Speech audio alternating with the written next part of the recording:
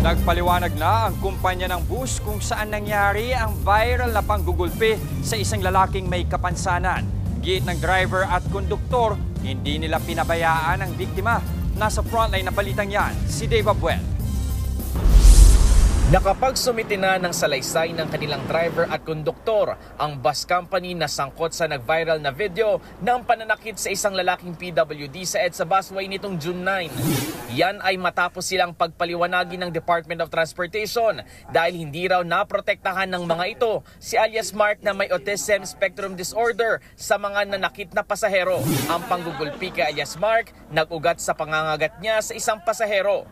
Ilang beses na pinagsusuntok at pinagtatadyakan si alias Mark. Sinakal din siya at kinuryente. BGC sa bus, kulay yellow, red at saka masakit yan. Dede at saka likod at saka kuyente katawan, kuyente. Ay, ulo. Kuyente ng ulo. Mag-away, sunto. Sa panakay sa BWD. Sinuspende ng DOTR ang lisensya ng bus driver at konduktor ng bus. Pinatawan naman ng LTFRB ng 30-day preventive suspension ang 10 units ng bus company na bumabiyahe sa EDSA busway.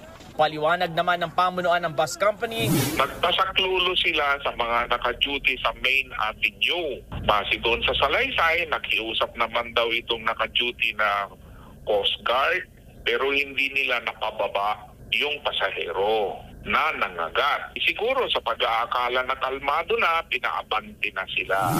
Bandang Guadalupe, nangagat daw ulit ang lalaki at dito na na-videohan ng eksenang pambubugbog sa kanya. Kaya itinigil na nila sa Buendia. Kinausap ng driver-conductor na tumigil na kasi dadalhin na lang nila sa pulis.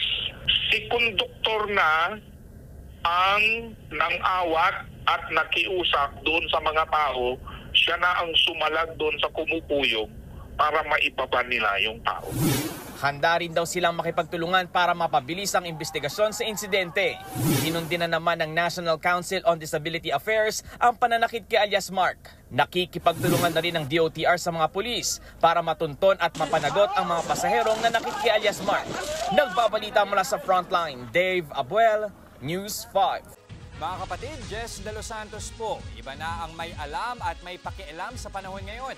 Para sa tuloy-tuloy na balitaan sa Frontline kahit weekend, mag-follow at mag-subscribe sa social media pages ng News 5.